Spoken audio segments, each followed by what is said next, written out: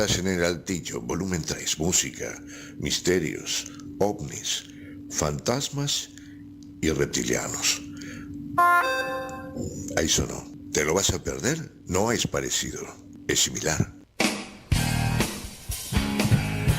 Pero ¿cómo no vamos a estar felices de la vida si del otro lado de la pecera está operando el doctor Mariano Rojo? Allá lejos, a la izquierda del diablo, tenemos a Fabián Bergon y quien les habla, un émulo de Judas Iscariote.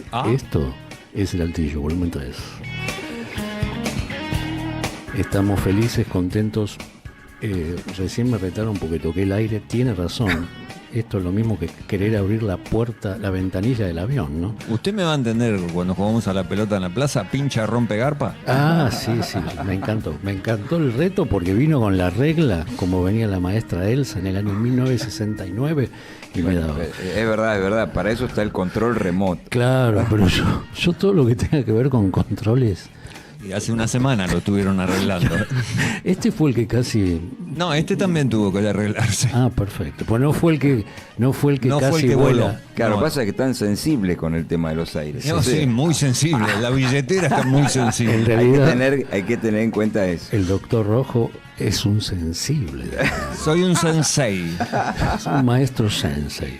Y hablando de maestros y hablando de música, hay algo que nos une con esta banda con este disco de esta banda que vamos a presentar. ¿Que ya se está viendo, don Mariano? ¿Se llega a ver? Tírame un zoom. Ahí se está viendo el CD de Rush. Muy bien, muchas gracias. Igual le voy a tirar un zoom. Hay 3 elementos, y ahora te doy el pase, que nos unen con esta banda. Al menos 3. A ver. La perfección, la divinidad y la belleza. Esto es el Altillo. ¿Y ese qué disco es, Fabián Bergon? Y acá estamos, Parodi, celebrando el Moving Pictures de Rush, la banda canadiense que tanto queremos. Y que este año, en realidad, este disco no cumple 50 años, pero nosotros no tenemos solamente esa sección, tenemos la Opus Magnum que ha creado Parodi, que es la obra maestra. Y la obra maestra del día es este disco que salió el 12 de febrero de 1981, igual está cumpliendo 45 años, lo cual no es poco. Y fue el disco de despegue de Rush, o sea, hasta acá eran una banda importante, conocida, pero sí podríamos decir de culto con sus fans. A partir de aquí logran la popularidad mundial, si se quiere, sobre todo en Estados Unidos, donde rompieron todos los récords. Llegaron hasta el Madison Square Garden cuando los tipos no tocaban a más de 7, 8, 10 mil personas. Vos sabés, viste que soy talibán, o medio, Sí. o medio del todo, ¿no? Para mí vienen los primeros hemisferios hasta acá. Claro. Y luego, on stage. Sí. En un momento usted me dijo... Hasta hemisferios. No sé, Moving Pictures... Porque pensaba que era que era con teclado, ¿no? Que era los ochentosos. Claro, no, yo lo había Lo que escuchado. pasa es que es 81, pero no necesariamente. Lo tuve en cassette, y yo cuando adquiría un cassette y no un disco, yo le bajaba el precio. Estaba respirado yo. Decía, no, esto no es, no avala un disco, avala el cassette. Obviamente, un tema atrás de otro que me partieron, pero yo venía con hemisferios en la cabeza. Sí, otra obra maestra. Otra obra maestra y... Progresiva, con temas largos. Por eso, pero después épica. Con el On Stage ahí me clavé. Claro. Si vos me preguntás cuál le sigue a On Stage, acá en el aire sin Wikipedia que valga, porque no utilizamos, yo no lo sé. Te digo Claro. ¿Cuál sigue? Por On ejemplo? Stage decís vos el disco en vivo, En vivo. de la presentación Claro, de este álbum. claro. Y Señales, Signals. Claro. Que, y de ahí que le es perdí el rastro yo. Claro, es el último con la producción de Terry Brown, que es el productor de este disco y de todos los que vienen para atrás, porque precisamente, tal vez coincidiendo con vos, Terry. Claro, Terry dijo, che, mucho teclado, ¿qué pasa? ¿Y la guitarra? No, bueno, dijo, este es el último disco que produzco, el que viene, arréglense porque... Yo, tanto teclado para Rush, no me parece que sea correcto. E incluso Alex Lifeson, el guitarrista, cuenta hoy, que pasaron tantos años, que a partir de ese disco que vino después de Señales, que es Grace Under Pressure, que es un lindo disco, porque en realidad los discos de Rush ninguno es feo. Lo que va cambiando o mutando es el estilo. Y Neil Peart, el baterista, era el que más insistía en eso, de cambiar todo el tiempo. Y Hemisferios fue algo de lo que se habló dentro de la banda, de que fue una belleza, todo, pero que querían un cambio, no querían repetirse. Y después vino Permanent Waves, del 80, atrás de Hemisferios, que ya empiezan con los temas más cortos, que era 80 clavado, ¿no? A ese no le di mucha bola. Claro. A este sí. Ese disco, si se quiere, es más progresivo que este, Sí. pero tiene un hit, el primer hit, que es el espíritu de la radio, Spirit of Radio. Que sonaba en las FM acá. Claro, sonaba en todos lados, sin ser un tema comercial, tiene un arreglo tremendo, pero bueno, era pegadizo, la melodía sobre todo. Y Neil Peart todo el tiempo quería cambio. Y este disco, aunque vos no quieras creer que ella es post-punk, porque el punk medio que en el 80 fallece, digamos, o por lo menos deja de estar tanto en el candelero. Ya estaba la New Wave. Pero claro, más la New Wave. Pero Hemisferios está en el medio del punk. Sí, Y claro. Permanent Waves en el final. Y estaba la New Wave y el reggae, que había resucitado de la mano de The Police. Sí. Había resultado a nivel Tocaste pop, justo digamos, el tema. ¿no? No sé si hablarlo ahora o hablarlo después, así lo presentamos, porque hay algo que me hacía ruido de este disco, y era el lado B, el final. Pero después lo hablamos. Claro. ¿Te parece? Ellos dicen que toman escuchaban a Police, ellos empezaron a escucharlo, tal vez porque era otro trío. Police llevaba para este año 4 discos, le queda uno y se separa, que es Synchronicity del 83. Había salido Fantasma en la Máquina este mismo año de Moving Pictures. Pero ellos lo que decían no es que querían tocar reggae, sino que basándose en la rítmica del reggae, llevarlo al sonido de ellos. Claro, algo que no podía hacer The Police, porque no por los músicos, sino porque la concepción de la música era más simple, no era progresiva. Y Rush hizo eso, tomó algunas cosas del reggae, por suerte para mi gusto, no de la New Wave, y la llevó a su sonido progresivo, y ahí está un poco lo que encontraron con el productor en este álbum. Aprovecha y presentalo. Bueno, vamos a presentarlo, un álbum que, como dijimos recién, cambia, es un antes y un después de Rush. 1981, con Geddy Lee bajo y voz, Alex Lifeson guitarras y Neil Peart en batería y percusión, por las dudas que alguno no sepa que estamos hablando de Rush.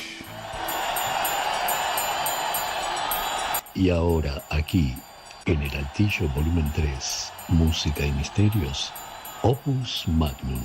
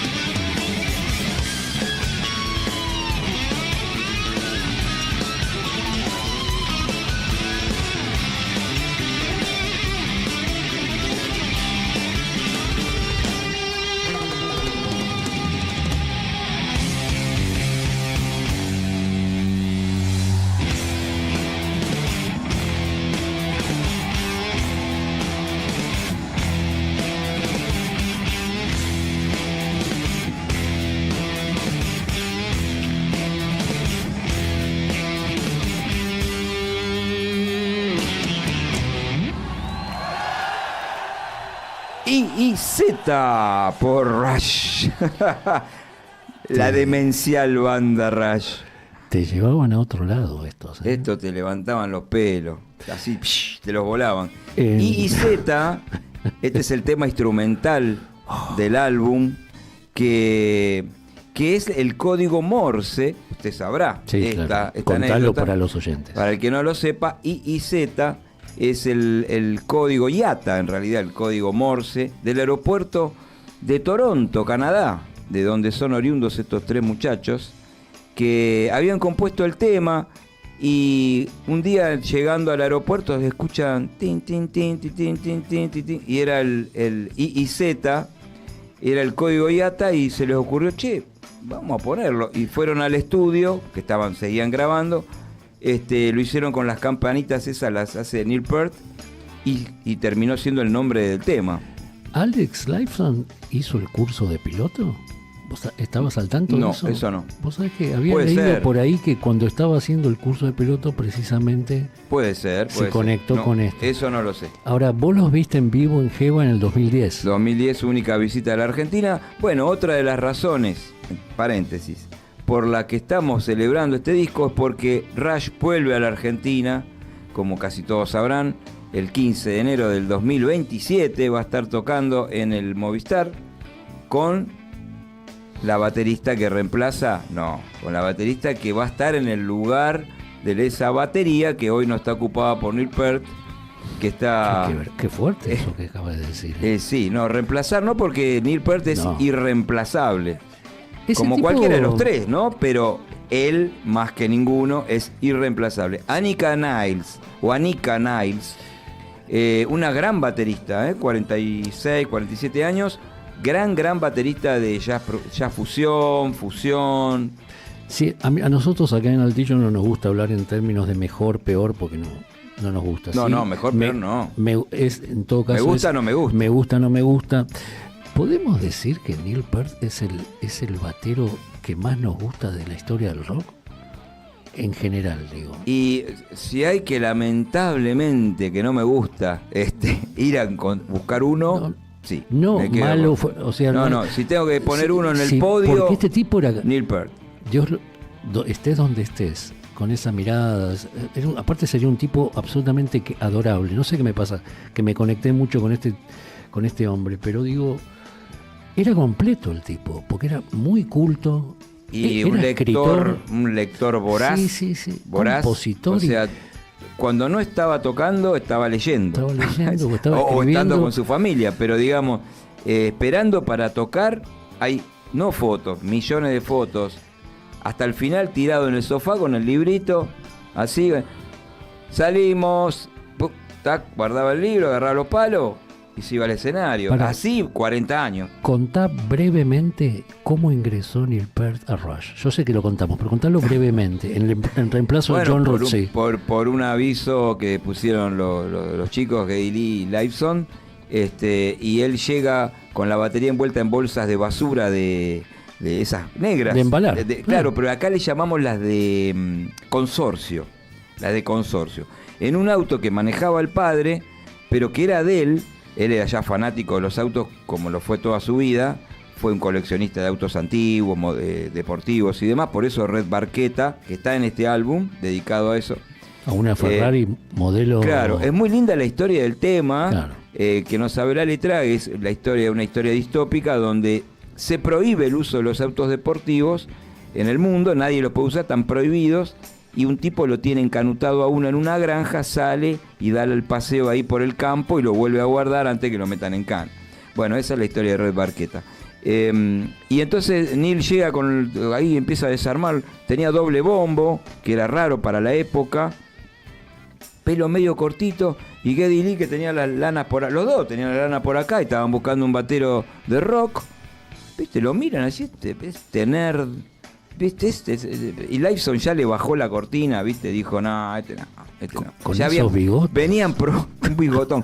Venía probando bateros, y Geddy Lee, antes de que terminara la sesión, habían arreglado con Lifeson, che, escuchame, vamos a escuchar a todos. Aunque nos guste el segundo El segundo, ahí hay 4 más, lo tenemos que escuchar a todos. Por respeto, hagamos las cosas bien. Viste, Lee es un tipo muy derecho. Está bien, está bien. Bueno, ya estaba medio podrido, no sé cuántos habían probado, no les gustaba ninguno. Cae este pibe y dice, bueno, ahora te toca, sí. Pum, empieza a tocar, se muere, Geddy Lee se muere literalmente ahí y dice, ya está.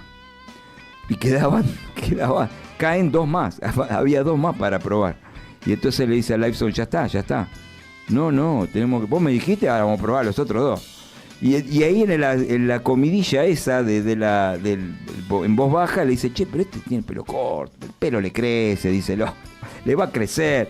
Viste, tío, cara de nerd, ¿no? Se lo quería bajar Lifeson por la pinta. Y digo, pero viste lo que toca este pibe, le dice Geddy Lee. Bueno, obviamente quedó en la banda y terminaron siendo hermanos los 3, porque ellos eran muy amigos, Lifeson y Lee, pero se incorporó tan bien humanamente que durante los 40 años que duró la banda, ahora está cumpliendo 50, por eso la gira se llama 50 y pico, sería traducido a la Argentina. En la Argentina sería 50 y pico, 50 and something. Y va a estar Anika Niles en ese lugar, que está orgullosa de ocupar ese lugar, se está matando estudiando, porque los Rush, como para hacérsela difícil, le dijeron, vamos a tocar un set distinto todos los días. Así.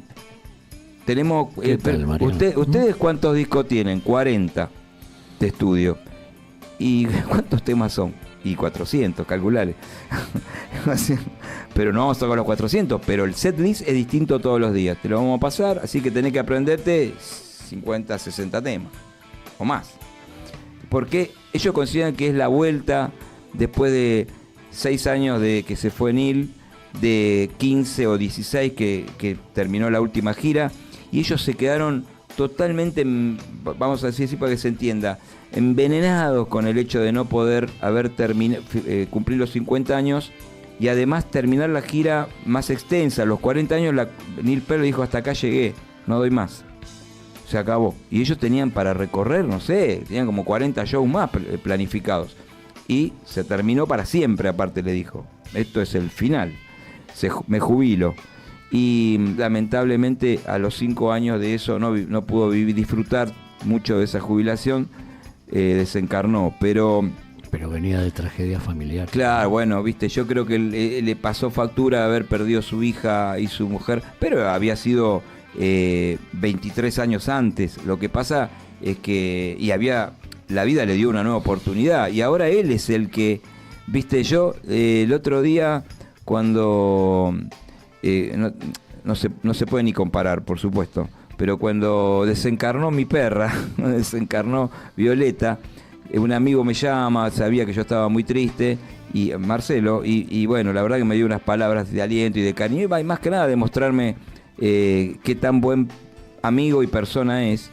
Y yo le decía, mira, nosotros somos un conjunto de cicatrices, ¿viste? Nosotros vamos teniendo pérdidas durante nuestra vida, nacemos para perder, y algún día vamos a ser la cicatriz de alguien nosotros también, vamos a ser la pérdida de alguien, y eso hacemos, vamos cerrando cicatrices durante toda la vida, y bueno, y en un momento seguimos para otro plano. Fantasmas, nosotros también. Claro, y bueno, este tipo tenía 2 cicatrices importantes, sí, duras, que las pudo sanar, y la vida le dio otra oportunidad, tuvo otra hija, otra mujer, divinas, y lamentablemente él pasó a ser la cicatriz de esa niña de solo 11 años que perdió a su padre, o sea, y que lo amaba y lo disfrutaba, porque como contamos en los otros programas, se había notado como era bibliotecario de la escuela de ella para poder verla más tiempo, pensaba que le debía tiempo, entonces encima él, que amaba los libros, listo, bibliotecario, pum, me la paso leyendo, y después voy, la llevo a la escuela, la traigo de la escuela, y la veo en los recreos, o sea, la iba a buscar, leían juntos, no, una cosa increíble. Por eso Geddy Lee siempre dice que la bronca que él tiene es que no pudo disfrutar de ese tiempo libre que tanto bien se había ganado, ¿no? Uno ve un video, como estuve haciendo hace 3 horas atrás, del 2000 y pico, están los tres, y cuando tocan YZ y enfocan, puse la pantalla grande en la compu, ¿no? El tipo con el gorrito ese era como un cirujano, ¿no? Porque no era Bueno, a lo bonzo, le decían el maestro. claro, ¿no? viste Maestro. que no era a lo bonzo, boom, No, rompo no. todo. No, igual Bonzo Una tenía duc- técnica, una, ojo. una ductilidad y un control, y después estaba Alex con esos solos, vestido de un tipo con la camisa negra, ya entrado en carnes, y sabe que con el solo te lleva y te eyecta Sí. a otro lado. Y parece que El solo ese de guitarra es como egipcio, ¿viste? no, Medio oriental, tiene una cosa de loco. cosas gitanas, sí, una cosa muy Sí, loca. Y el que parece que se divierte en escena riéndose y toca el bajo como yo estoy tocando esta foto, es Sí, este sí. tipo. Y con dedo. No Por usa favor. púa. Y No no- usa y púa. a veces no todo mira. dedo, mete ¿Cómo se puede hacer arañas, así? pollitos, todo el tiempo arañas, pollitos. Sabrán entender los que saben algo de música. Tremendas.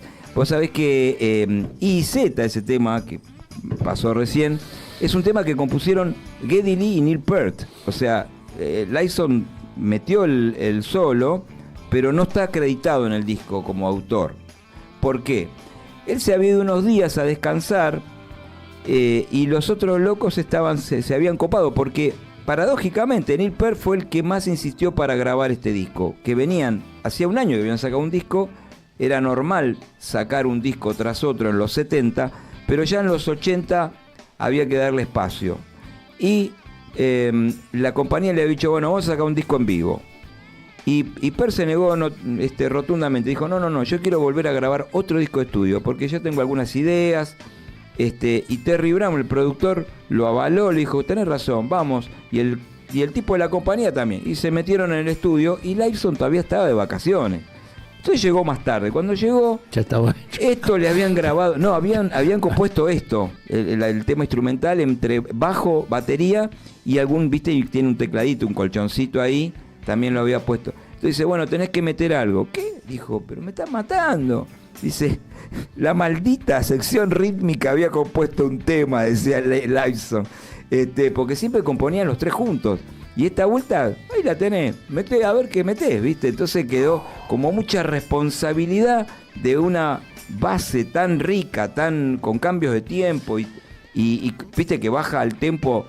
No, hacen lo que quieren. Es una cosa de locos. Con tu mente hacen Y lo si que vos, quieren, en esa bajada, si no metía lo que metió Lyson, el tema quedaba arruinado, totalmente arruinado.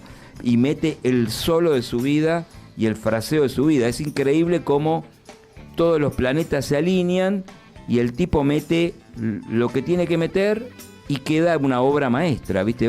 La podía haber arruinado. Sí. Y no tenía la culpa, pobre tipo, si no estuvo en la cocina. A mí me A vos pasa. te tiran así, bueno, ahora, y viste, podés estar 4 meses sacando algo para meter. ¿Viste cuando hay canciones que el solo mencionarlas te erizan la piel?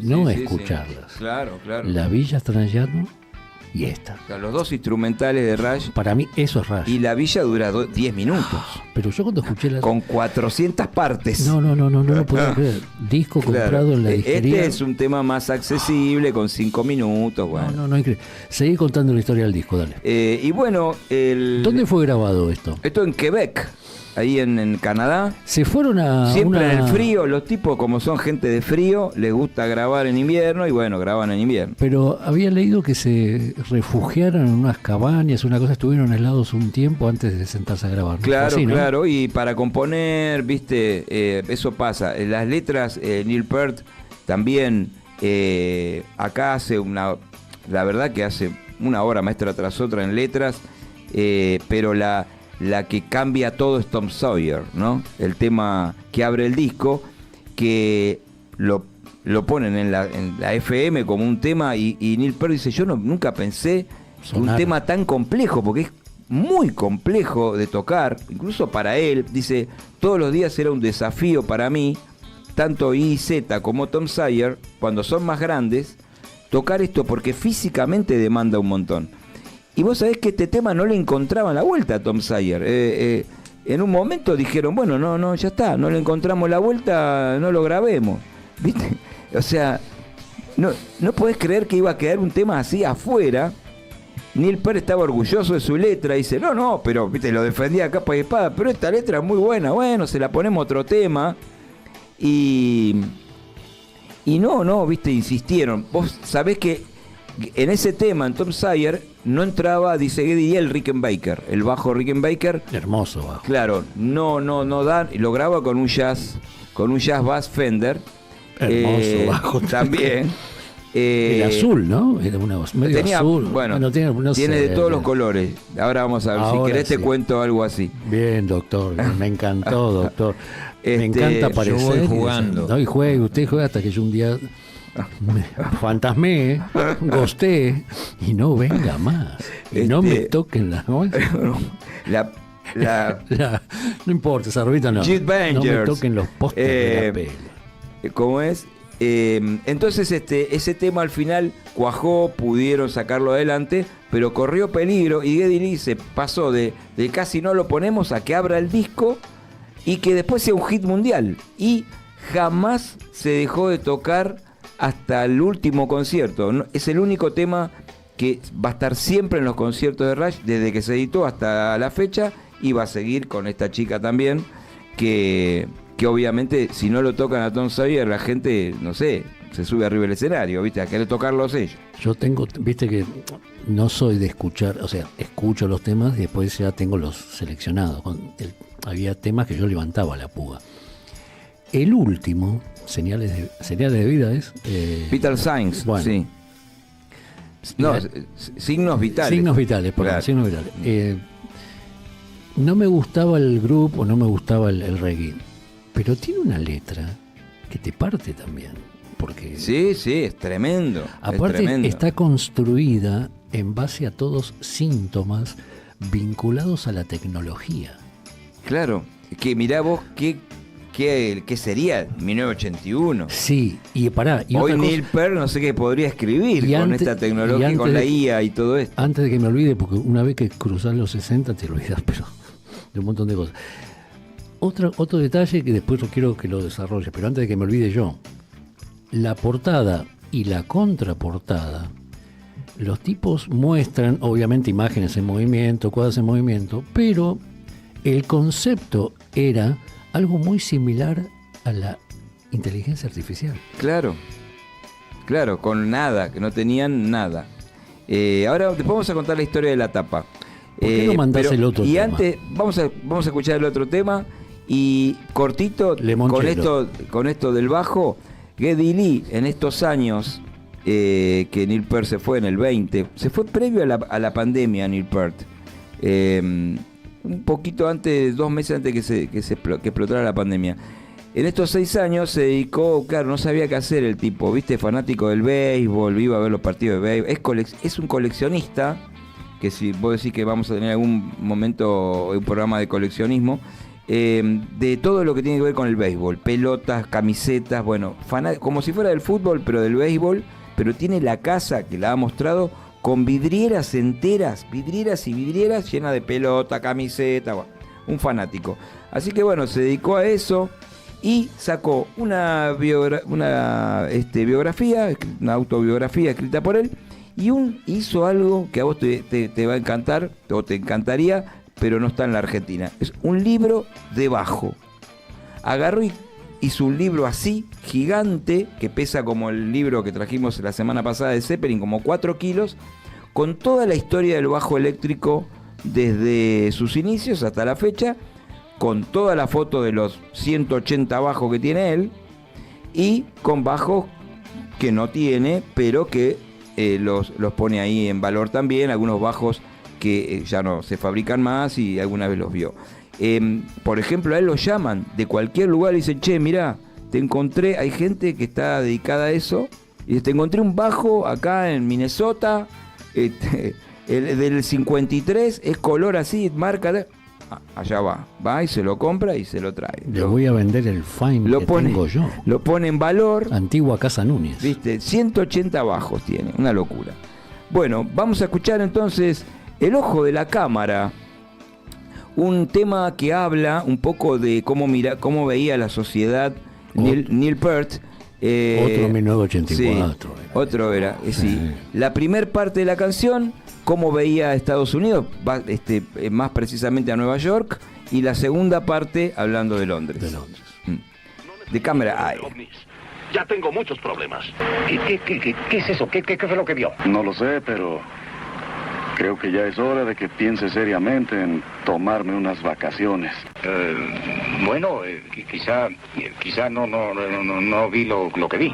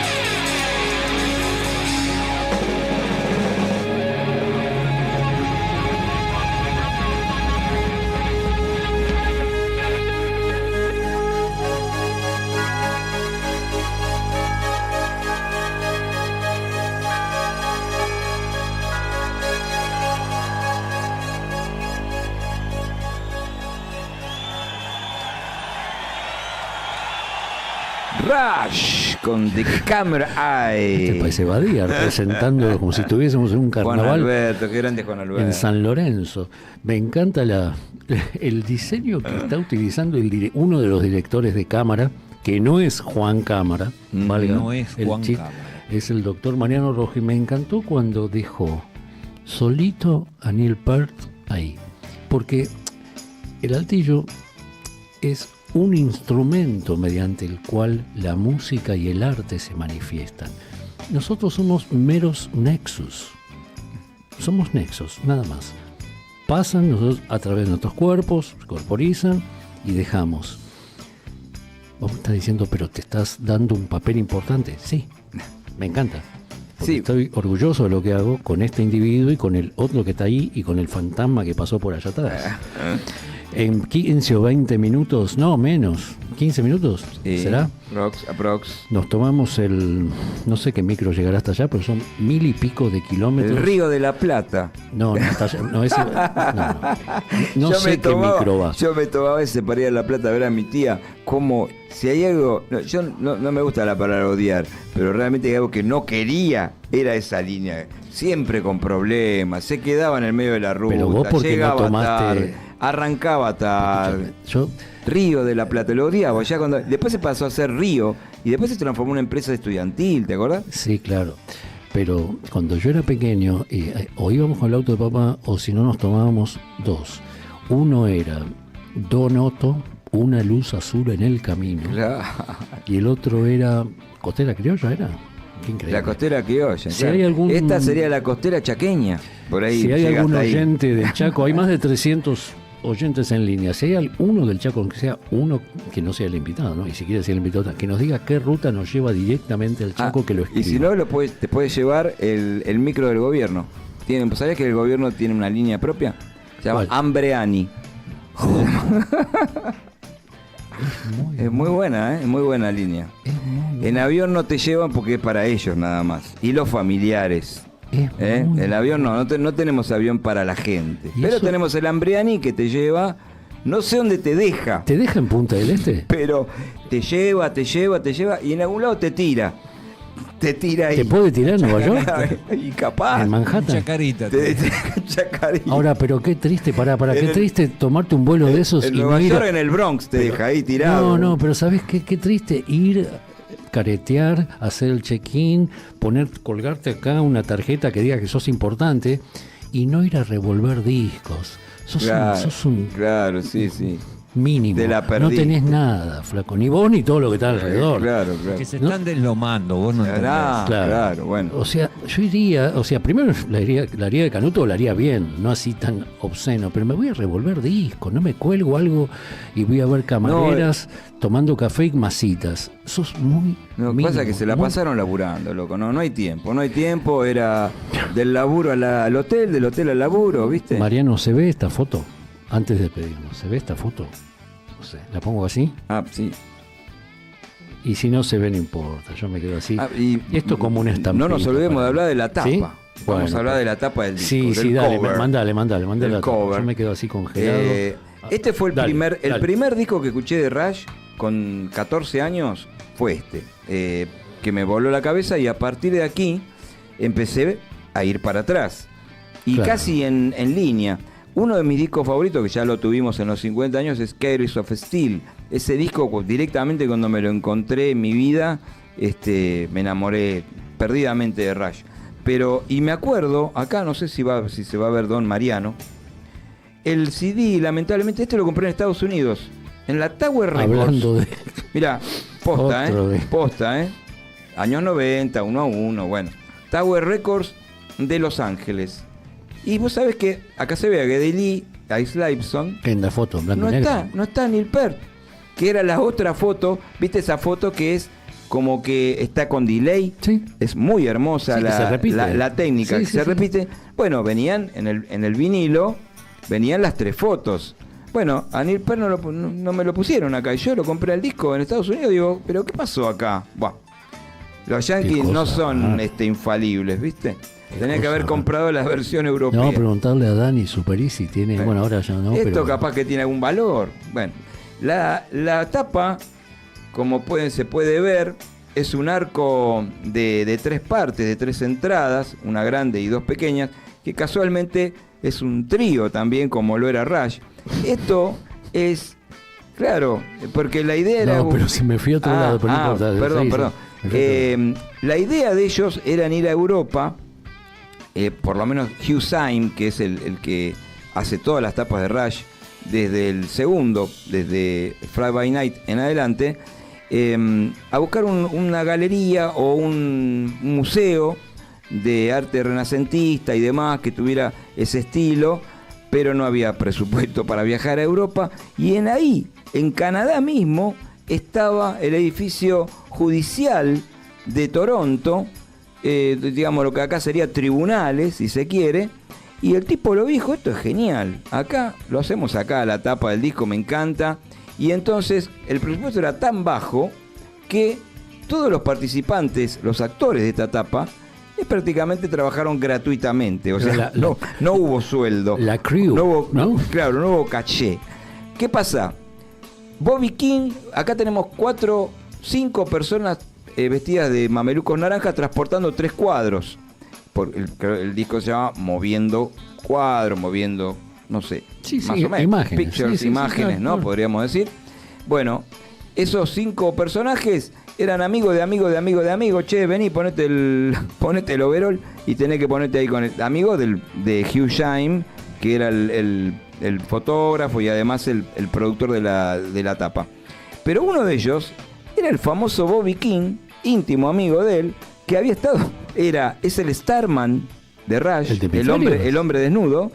El de Hemisferios. No, claro. El que está vestido con un sombrero. El que está vestido con un sombrero y el Starman, el que está con la estrella el así, que está casi desnudo también. El logo de Rush. El hombre estrella le llaman ellos, Sí, Starman.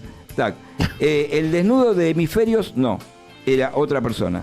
Pero el con el bombín es ellos le llamaban el hombre de Madrid. No sé por qué, en la interna de ellos, el vestido con el bastón y todo eso, con el elegante sport. Smoking no era. No, sí, pero elegante. Sí. Le llamaban el hombre de Madrid, de la tapa de Hemisferio. Y le quedaron unos mangos y lo pusieron acá. Claro, pero acá pasó de ser Starman, el protagonista, acá pasó a ser un tipo que sostenía un cuadro, o sea, y no le pagamos nada, dice Hugh Syme. Y la señora que está la llorando. La señora y el señor y hay unos niños, todos familiares de los que transportan cuadros. Le dijeron, ¿tienen amigos? Una señora, un tío. Bueno, juntaron gente y la orden fue, haga de cuenta, están todos como llorando ahí, ¿viste? Lamentándose. Con un pañuelo. La señora es la que mejor acting hizo y le dijo, señora, usted piensa en algo feo, triste. Bueno, se están yendo los cuadros y usted está triste porque se van los cuadros. Ponga la peor cara de llanto y bueno, la mujer lloró ahí, parece que lloró muy bien. Bien, te la abrazaba, todo. ¿Qué habrá sido la mujer esa? Claro, y los 3 cuadros tienen. El que va a estar en el fondo es el Starman, lo que acabamos de decir. El logo de Rush, el tipo desnudo con la estrella, que era ¿de dónde? De acá, de 2112, la historia que este disco sí cumple 50 años, pero como el año pasado pasamos toda la suite prácticamente completa, no daba, pero está el lado 2 de este disco, que no lo pasamos nunca, así que podemos llegar a ser mucho más adelante. Aparte ese es del 76, justo 50 años cumple, así que bueno, y acá se creó el Starman a partir de la historia de que pergeñó Neil Peart del templo de Cyrix y todo lo demás. La otra foto era el famoso cuadro de los perros jugando al póker. Sí, es una serie. Que es un clásico, que Neil Peart lo vio como muy bizarro. Dice, me gusta, fue como un chiste eso, como un chiste, digamos, sacando la sacralidad de la foto y de los cuadros de la tapa.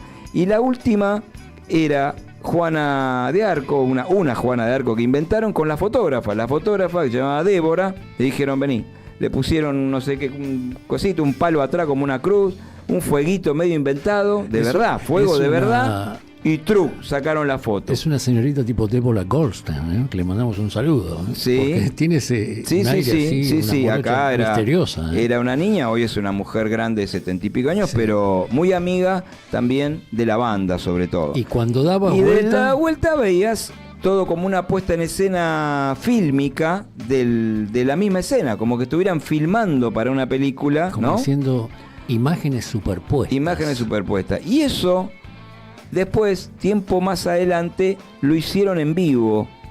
Ponían la tapa del disco como abriendo el show y de repente tomaba vida y aparecían las imágenes filmadas Es lo que te en la decía, pantalla. que hoy hay un abuso ya casi hay un abuso de la inteligencia artificial, porque todo es estos tipos, aparte de la calidad de los videos que hacían, Sí. eso es otro capítulo. Y la tapa que era una lucha, porque Neil Peart era el que decidía qué tapa iba, los otros dos se rindieron y dijeron, arréglalo con Neil.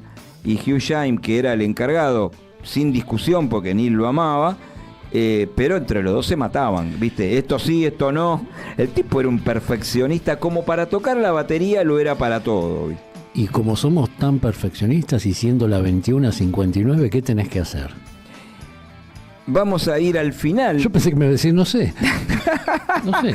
Pensé, digo, ¿con No. qué vamos? Dale, porque han dado las 22 horas Bueno, y sereno. Vamos a cerrar la primera hora del altillo con signos vitales, precisamente con Vital Signs. No le gusta tanto a Parodi. Yo creo que la versión en vivo que vamos a pasar, o la versión de la gira original de la presentación del disco, 1981 Live, le hace honor a la buena calidad del tema. Pero bueno, él dirá después si le termina gustando o no. No, tampoco. Me gustaba mucho de Tom Sawyer, que va a venir más adelante, no es que va a faltar porque no puede faltar Tom Sawyer. Pero en un documental que hay de cómo se hizo Moving Pictures, uno de los productores, en realidad de los sonidistas, decía, me mataba cuando escuché esta frase que cantaba Geddy Lee, que la había escrito por supuesto Neil Peart, y decía, no, su mente no está a la venta para ningún dios y para ningún gobierno. Somos pacíficos. Me pregunto, ¿qué clase de gente será? Esa cosa es hostil. ¿Y nos pide ayuda? Es astuta. Sé compasivo, Alan. Primero supervivencia, después fraternidad.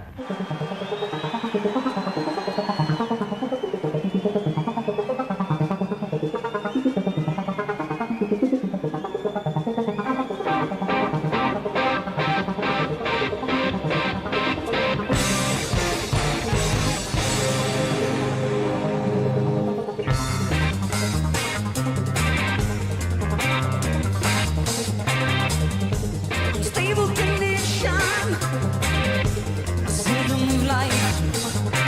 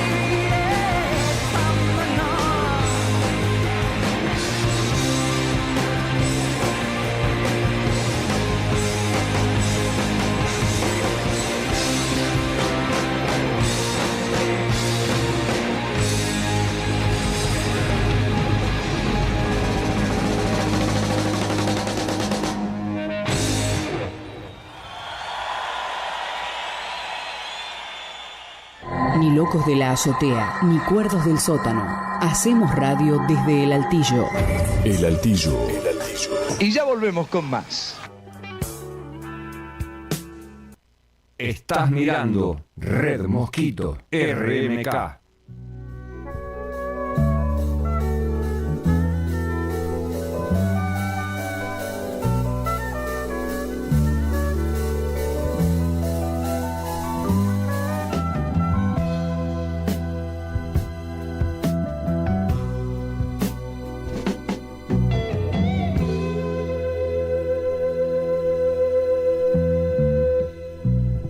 ovnis, fantasmas, insectoides, insecticidas para los insectoides, grises, nórdicos y reptilianos.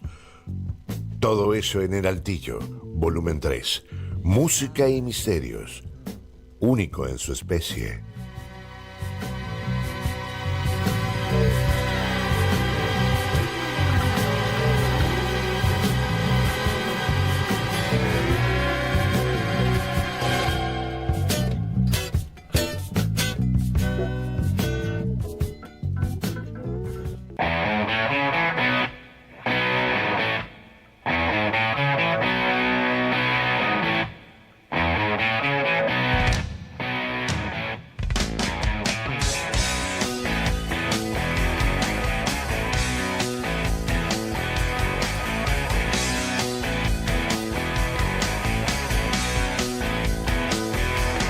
Los misterios que nos rodean están también aquí, en El Altillo, volumen 3.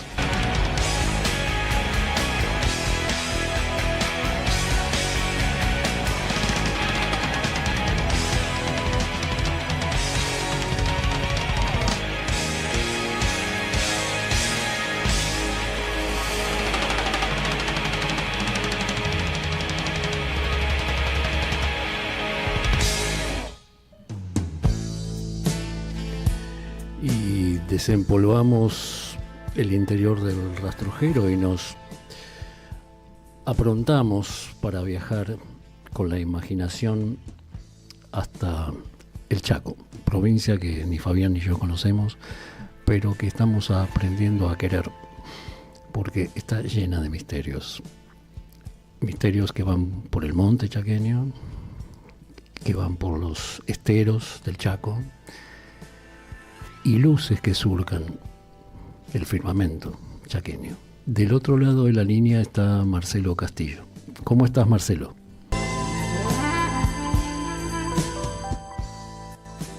Ahora nos detuvimos en otra YPF, intentamos retomar, porque ya estamos más cerca de la provincia.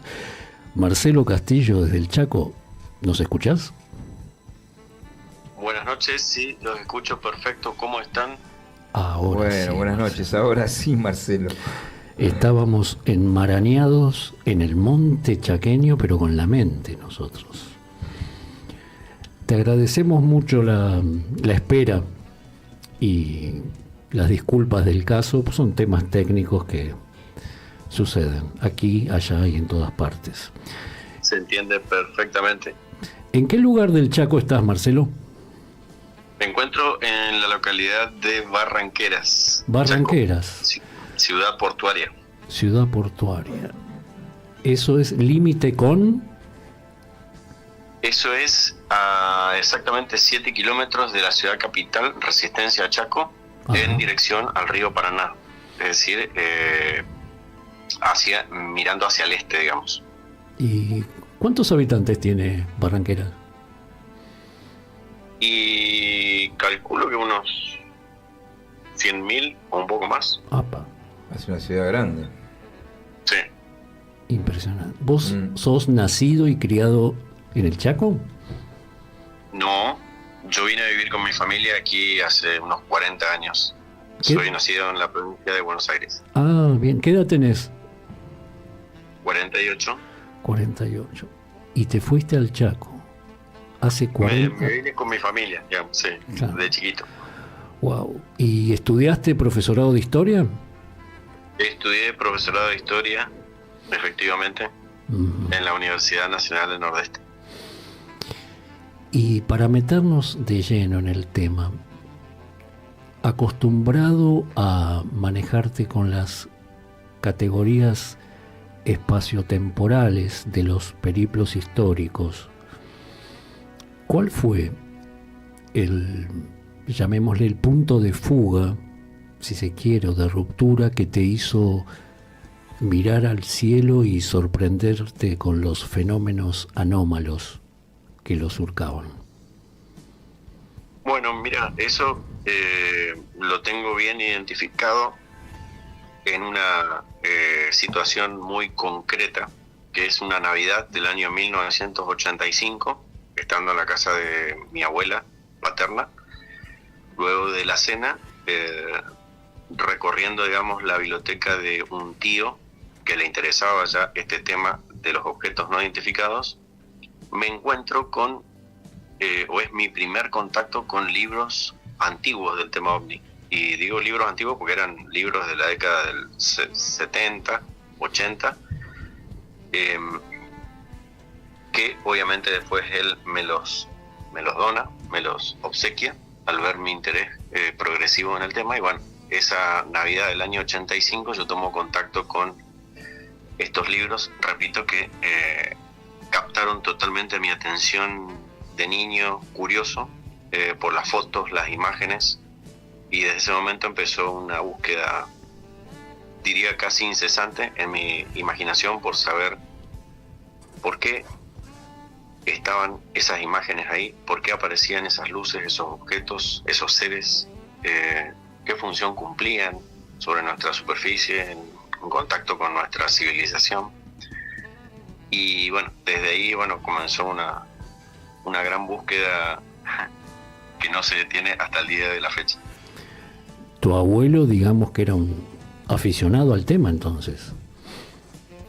Sí, en esa época, obviamente en los años 70 no había televisión por cable ni internet, entonces él trataba de leer todo lo que salía en los diarios, o compraba estos libros que salían periódicamente, que no era común que cualquiera tuviera una mini biblioteca del tema OVNI, ¿no es cierto? Sí, claro. Y sí, seguramente tendría algún ejemplar de la Cuarta Dimensión. Sí, era la revista de lectura obligada en los 70.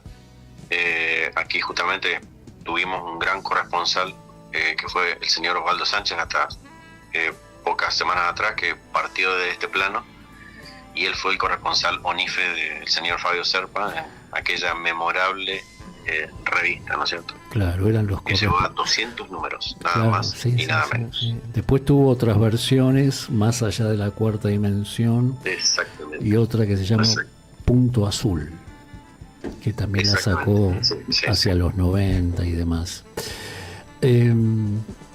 ¿Y cuál fue el primer avistamiento que tuviste apenas te fuiste a vivir al Chaco? Y avistamiento posiblemente de niño, observando el cielo en fechas de eclipses y no tan de eclipses.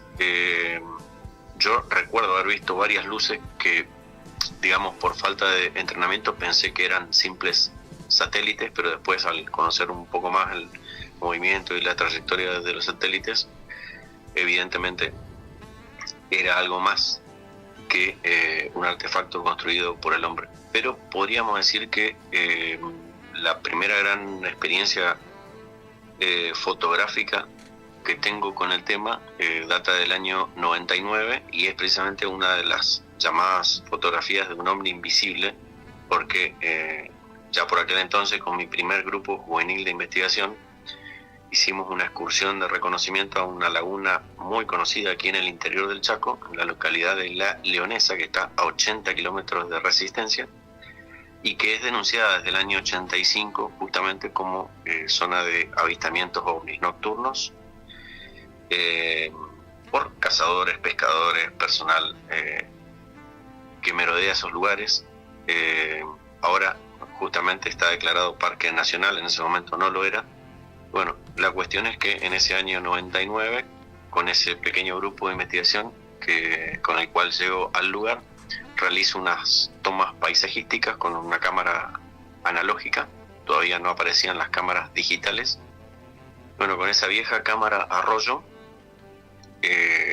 me dedico a hacer algunas tomas de la costa norte de la laguna. Es un espejo de agua majestuoso, bellísimo. Era un día de cielo claro, hacía mucho calor, y bueno, me pareció interesante enmarcar dos ramas con el agua en un día, repito, soleado, y jamás imaginé que unos 9 meses después, al revelar el rollo, me iba a encontrar con un objeto que no vi en el momento de la toma, pero que sí captó el ojo de la cámara, ¿no es cierto?, por tener un rango de captación superior al del ojo desnudo. Este objeto estaba como apareciendo desde el margen derecho de la foto. Es una foto que la mostré en varios reportajes ya, y aparentemente por la conjetura que hicimos con varios fotógrafos y otras personas con las que consulté, sería aparentemente un objeto en estado de materialización, o sea que está apareciendo. Fue captado cuando estaba haciendo un cambio dimensional, digamos. Vos bueno, cuando hablas, así, disculpa que muchísimas otras experiencias posteriores. Hablabas de una nave con una característica o que poseía la característica de la invisibilidad. Sí, al menos frente a mí en ese momento no apareció nada ni escuché ningún sonido. Sabemos que estos objetos tienen una tecnología suficiente para moverse entre dimensiones, o sea, moverse invisiblemente ante la vista del investigador o del ocasional testigo, pero sí las cámaras fotográficas tienen la capacidad de captar otro rango de visión. Y así ha pasado en cantidad de fotografías turísticas en distintas partes, playas, montañas. Vos en una Sí. una entrevista haces mención a que son frecuentes las apariciones de estas luces u objetos en cuerpos de agua como bañados, Exacto. esteros, pero también en el insondable y misterioso Monte Chaqueño. ¿Hay algo de esto? Sí. ¿Hay alguna casuística puntualmente? Son historias que se repiten y que uno como investigador, cuando es llevado por una invitación hacia tal punto o tal paraje y se aposta con instrumentos, puede corroborar que ese relato de esas luces de antaño realmente cobra realidad absoluta cuando podés verlos con tus propios ojos y captarlos con tu instrumental. Hay distintos puntos, digamos, de la geografía chaqueña, monte adentro, que tienen una casuística de varias décadas, no solamente de ahora, digamos. Quizás décadas atrás confundido con relatos de la luz mala o de luces misteriosas, digamos, que hoy ya con los celulares, con cámaras de alta definición, son captados y subidos a las redes. Nosotros tenemos en mi grupo actual, que se llama Higgs, Guardianes Independientes del Cielo Sudamericano, tenemos una red de colaboradores en el interior que nos van informando cuando en su localidad, en su pueblo, se producen avistamientos. Esto, la mayoría de las veces suele aparecer en los portales digitales, en los diarios digitales, y a veces no. A veces es una cuestión de espectacularidad, digamos. Cuando el tema está muy apagado y aparece una esfera o una luz en un monte, es como que el tema explotara editorialmente. Exactamente. Y otras veces se da avistamientos durante varias noches, incluso semanas, y no aparece el tema porque está eclipsado por otros temas editoriales. Pero la realidad fenoménica está presente, no solamente en los relatos de gente decente que conoce el cielo de su pueblo, sino que también han sido fotografiados, filmados. Y bueno, hubo un caso en Presidencia de Roca, hasta de una cámara de registro oficial de la policía que captó un objeto viniendo desde Formosa en dirección norte-sur. Presidencia de Roca está al norte del Chaco. Si lo imaginamos al Chaco como caballito, podemos decir que está sobre la parte media del lomo, digamos, para que se ubiquen imaginariamente. Aquí te quiere preguntar mi compañero Fabián. Bueno, Marcelo, ¿cómo estás? Hola, ¿qué tal, Fabián? Un gusto. Igualmente. Bueno, imagino que también esto que no explota tanto porque la gente se empieza a acostumbrar también por ahí, de la zona. Sí, es verdad. Dos cosas. Una, si hubo apariciones de animales mutilados por ahí, y otra, si alguien tuvo algún encuentro con un ser. Sí, para ambas consultas hay respuesta positiva. Contanos un poquito. Empezamos por el tema mutilación de ganado. Sí. Le contamos a los oyentes que estén escuchando y que nunca hayan escuchado por qué se asocia el tema mutilación de ganado con los ovnis, que desde el año 1967 aproximadamente hay casos relacionados con ovnis aquí en Santa Fe, en la República Argentina. La provincia del Chaco no está ajena, digamos, a este tipo de fenómenos asociados con los ovnis, y en mi caso particular yo tengo conocimiento de, primero, casos que nunca salieron a luz de mutilaciones desde el año 93 en la localidad de La Verde, por ejemplo. Pero cuando yo realmente tomo contacto con las primeras mutilaciones cara a cara es en el año 2011, en una localidad llamada Paraje Paranacito. En realidad es el camino rutero que figura en los mapas como asfaltado, pero es un camino arenoso que conduce al paraje Paranacito. En este camino, que tiene 14 kilómetros de largo, en el año 2011 yo me encuentro en dos fechas distintas con las dos primeras mutilaciones. En realidad van a ser 4 en total entre 2011 y 12. Los 4 casos, el vacuno mutilado se encontraba al costado del camino, es decir, no hubo que entrar a ninguna propiedad, digamos. Imagínense un camino arenoso que a ambos lados se levantan bosques de árboles espinosos con palmeras, y tenemos una población muy dispersa, digamos una casa de campo cada 2-3 kilómetros. Es decir, que es una zona bastante deshabitada. Claro. Una noche de frío, de madrugada ideal, se dan las condiciones quizás ideales para que estas luces puedan operar a discreción. Claro. Bueno, o sea, ¿te encontraste vos directamente con el animal? ¿Sí? ¿Lo pudiste ver? ¿Me podrías repetir porque salió entrecortado? ¿Vos directamente lo viste al animal también? ¿Estuviste presente o te contaron eso?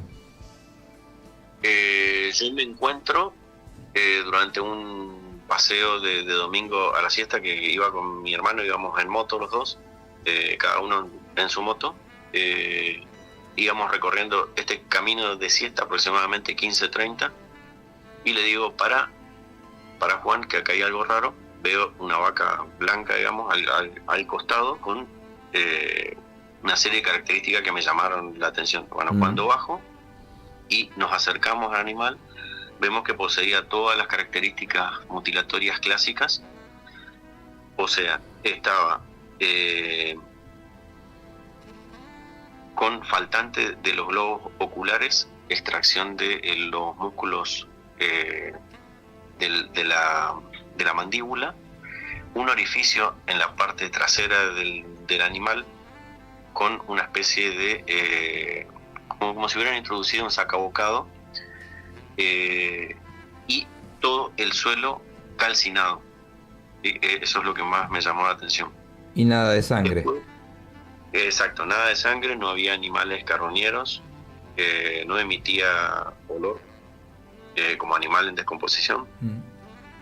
Y ya te digo, todas esas características que están grabadas, fotografiadas y filmadas son las que se repiten en todas las mutilaciones, al menos que tuvimos acceso, ¿no es cierto? Después la segunda fue 100 metros más adelante, un toro, también idénticas características, Y después me tocó en el año 2012 por el mismo camino sobre un charco de agua, un novillo también con faltantes de globos oculares y las extracciones que mencioné anteriormente. Y la cuarta vino por un camino alternativo a este, que se llama Camino al Paraje San Antonio, donde en un camino con arboleda mucho más alta y desolada, también aparece un vacuno color rojizo al costado de la ruta.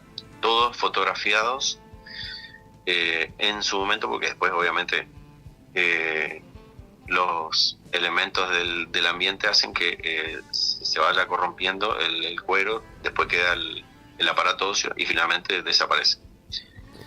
Te hago esto hablamos años 2011 y 12. Sí, hagamos una pausa ahí. Es muy interesante lo que estás contando. Quiero abrir un paréntesis, pero siguiendo esta línea. ¿Cuál es la explicación que dan los propios ruralistas o pobladores, por un lado, y cuál es la explicación que brindan desde la ciencia aquellos veterinarios, por caso?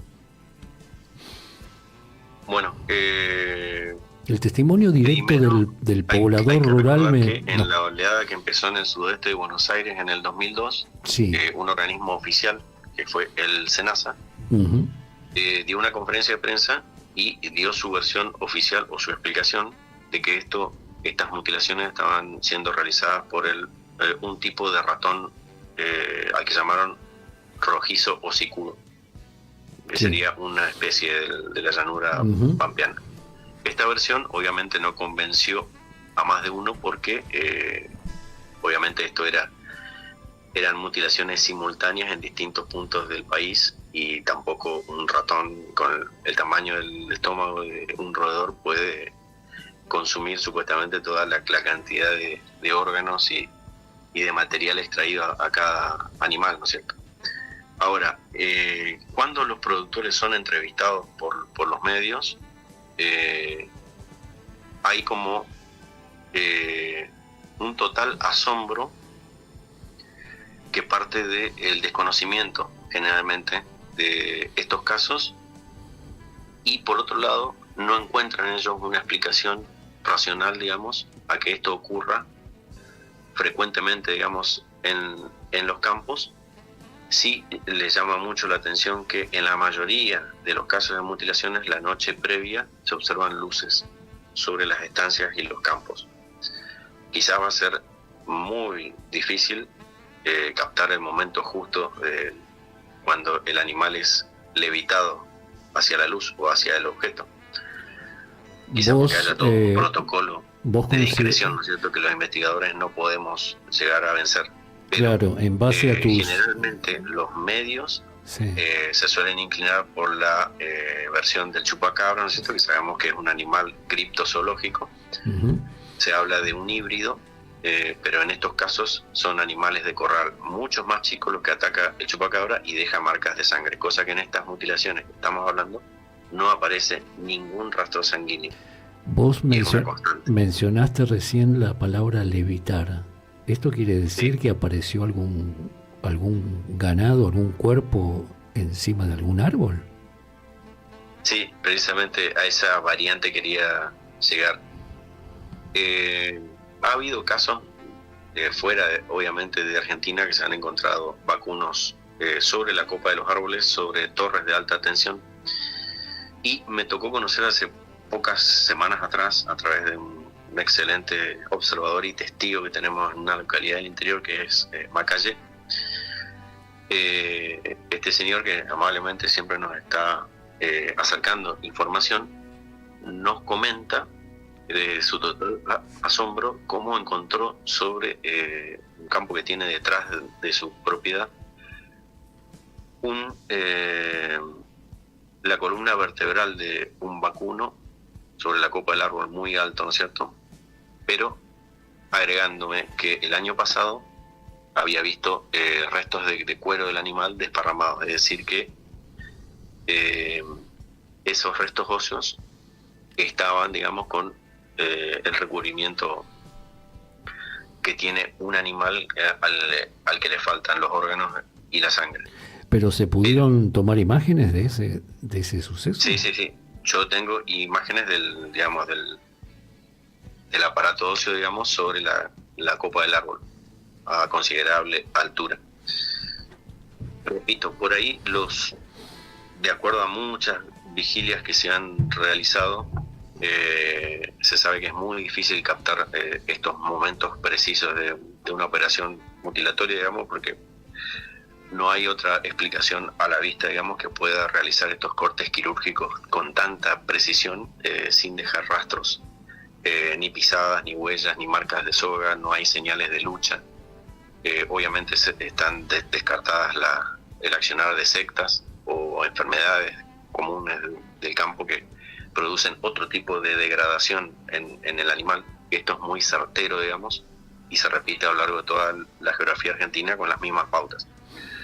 Si colocamos en el buscador de Google mutilación de ganado, vamos a ver en imágenes que en distintas provincias se repiten calcados las pautas de corte, digamos. Globos oculares, repito, los músculos de la mandíbula, zona genital, ¿no es cierto? Además de las posiciones, ¿no es cierto? Repito, mucha gente se ha encontrado con presencia de luces la noche anterior a la mutilación. Aquí Fabián te había preguntado, la segunda parte de la pregunta era... Cerrando el tema mutilaciones, bueno, nosotros estuvimos hablando con Quique Mario de La Pampa, el investigador premiado por la ONU también, que ellos mandaron a hacer un análisis de todo esto a Estados Unidos y al menos el resultado fue que no era algo terrestre lo que había actuado ahí. También le pasa lo mismo, ¿viste? Hay personas que no lo creen y demás, eso se va a mantener. Pero ustedes hicieron algún tipo de análisis de para qué harían esas mutilaciones, bueno, las naves, los seres, como quieras llamarlo, ¿o no? Cuento el intento. Tengo un resultado exitoso de un análisis de muestra de suelo de un aterrizaje, que es anterior a esto del año 2002. Pero en el segundo caso que quise analizar, el suelo calcinado que recogí en un frasco de debajo de la cabeza del animal, llevado a la Facultad de Ciencias Agrarias de la provincia de Corrientes, puedo decir en síntesis que no tuvo un resultado positivo, ya que al final de un proceso que demandó de mi parte sucesivas visitas, digamos, a la mesa de entrada de esa facultad, lisa y llanamente se me terminó diciendo tardíamente que para realizar el análisis hubiera sido necesario un muestreo muy superior al tamaño que yo llevé. O sea, prácticamente hablaban de varios frascos, digamos. Claro. Y bueno, al ser un hecho inusual, digamos, yo llevé un pequeño frasco con una muestra de suelo como si estuviera seco, digamos, crocante, digamos. Eran como un par de centímetros, más o menos, para que tengan una idea de suelo calcinado por debajo de la mandíbula del animal. Y le expresé mi deseo de que ellos pudieran, mediante sus análisis, determinarme qué o a qué temperatura se habría calcinado ese suelo de una zona rural. Y bueno, así sucesivas veces, yendo a buscar los resultados, no estaba, hasta que al final me dan esa explicación y me extienden un acta donde no se da ninguna interpretación concreta, solamente se mencionan 2 o 3 análisis básicos. Creo que era oxigenación, nitrogenación, pero nada concluyente, digamos. Marcelo, desgraciadamente empezamos tarde la entrevista, nos quedan 3 minutos. La última, que para completar la pregunta de Fabián. Dentro de las investigaciones que pudiste realizar o que te contaron otros investigadores o colegas, ¿hubo contacto del tercer tipo en el Monte Chaqueño con entidades? Bueno, eso es un tema... si no lo podemos dejar para otra. Todo investigador. Te cuento que tanto los encuentros del tercer tipo como las abducciones son los casos más difíciles de investigar. Y explico por qué. Hay evidentemente un impacto muy grande a nivel psicológico cuando la persona tiene ante sí una entidad no humana, digamos, en primer lugar. Y imagínense si pasamos al caso de las abducciones, que es el ingreso a una nave en contra de la voluntad del humano, digamos. Pero acá ha habido observaciones concretas de entidades, podríamos decir, no humanas. Un caso muy conocido que está respaldado por la crónica periodística ocurrió en el año 92. Un conductor de un camión de algodón circulaba por la ruta 95 cerca de la localidad de La Tigra, y en un momento del camino, en medio de la madrugada, ve con sus propios ojos, manejando lúcidamente, cómo auténticamente se desprenden del cielo dos cuerpos de dos seres, parecían un varón y una mujer, totalmente blancos, y quedan, digamos, aferrados a la parte delantera del camión durante varios kilómetros, hasta que desaparecen. Esto salió en Diario Norte. Obviamente fue un hecho impactante para la década del 90, pero en lo que hace a lo que yo pude averiguar, sí se ha observado, por ejemplo, un ser de tipología gris en la Eduigis, que es una localidad del interior del Chaco, por parte de un testigo que está en reserva su nombre. Y también hay, y con esto termino la respuesta respetando tu tiempo, también hay captaciones de tipo psíquico, es decir, personas que tienen una determinada capacidad extrasensorial y tienen la capacidad de visualizar en su mente, sea en sueños o en flashes de vigilia, imágenes de seres no humanos. Marcelo Castillo, profesor de historia desde el Chaco, te agradecemos muchísimo. Nos has dejado estupefactos a nosotros y a los más de 300 oyentes en línea en el Altillo. El viernes que viene vamos a contactarnos con Carmen Céspedes, también, tu coterránea. Así que seguiremos indagando en los misterios del Chaco. Y desde ya te agradecemos mucho y te vamos nuevamente a convocar más adelante. Y gracias por estar en el Altillo. Bueno, muchas gracias a vos, Carlos, y a Fabián y a todo el equipo ahí. Un placer haber podido colaborar con esta conversación tan apasionante y bueno, estoy a disposición para cuando quieran volver a hacer otra nota. Así será. Muchas gracias, Marcelo. Gracias. ¿Qué sabemos realmente sobre los ovnis? ¿Qué son? ¿De dónde provienen? ¿Qué pretenden?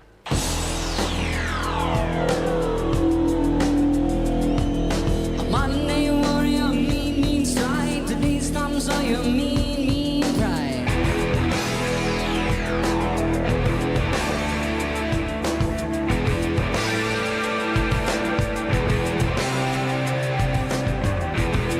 No, his mind is not for rent. None but him now is arrogant. His reserve a quiet defense.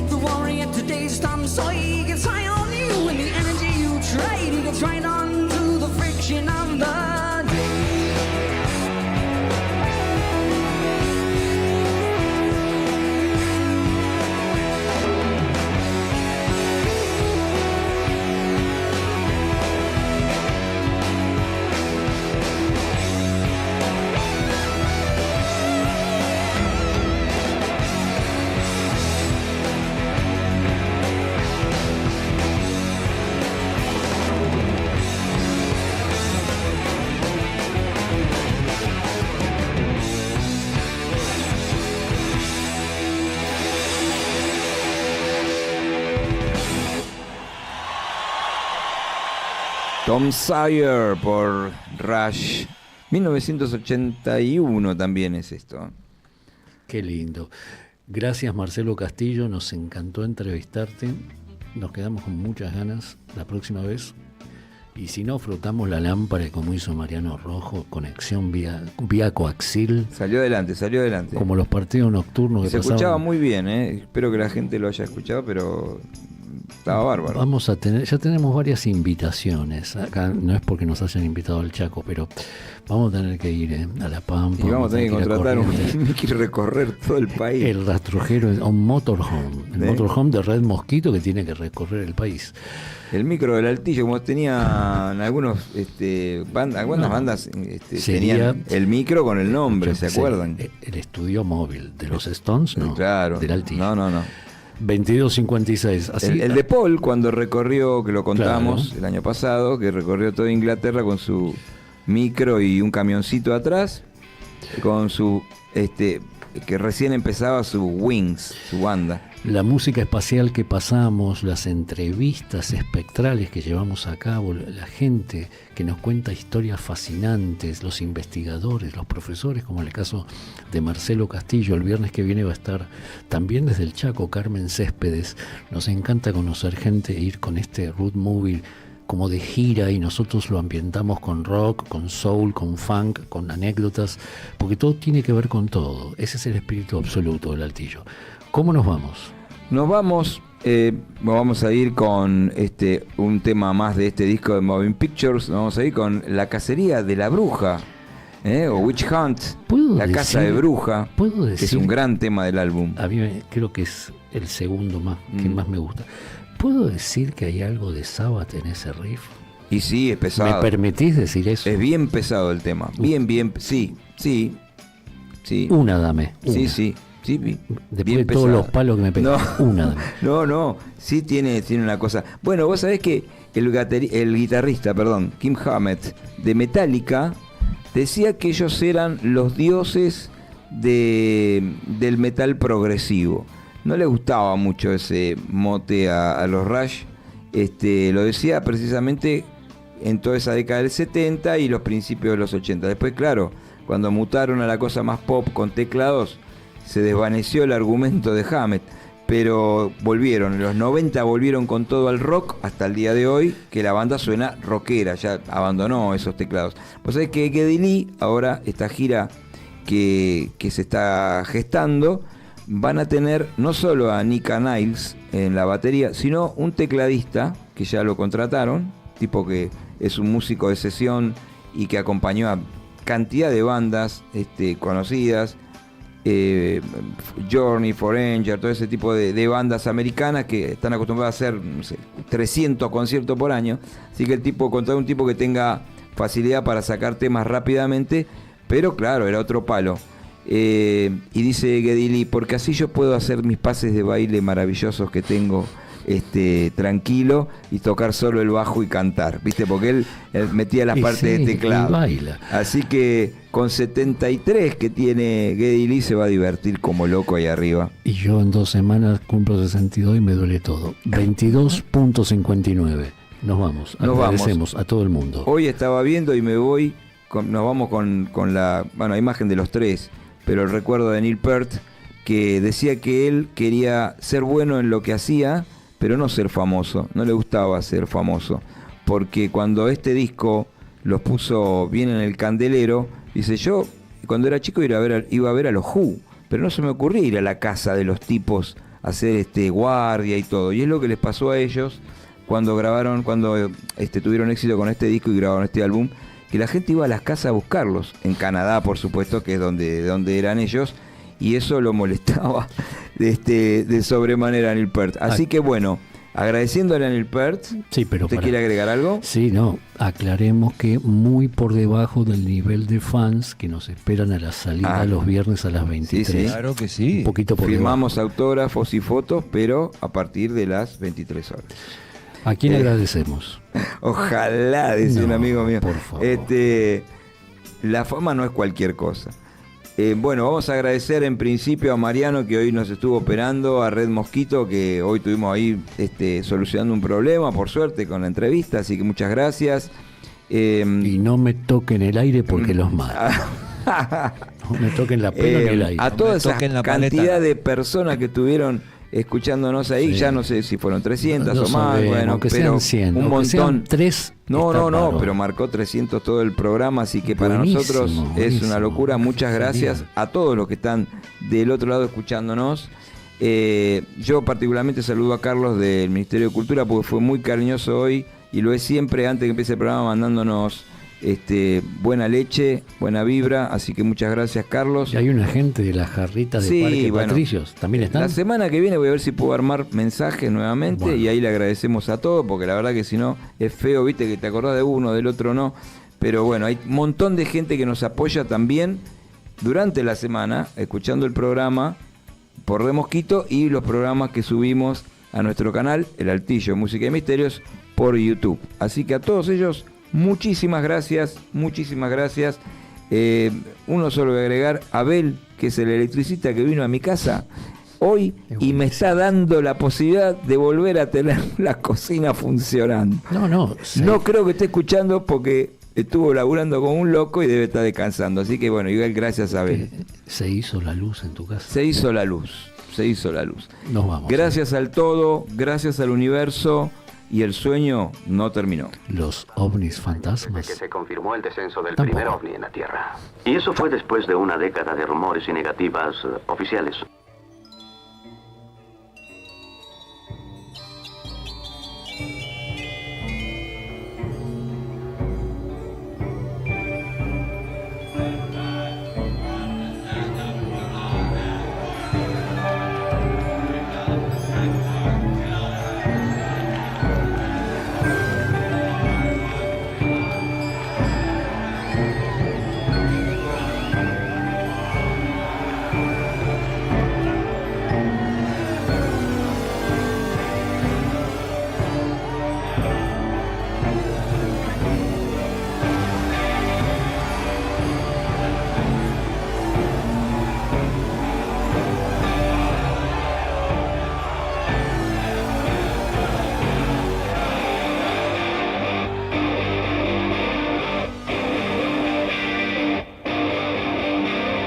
The night is black without a moon. The air is thick and still. The vigilantes gather on the lonely torch-lit hill.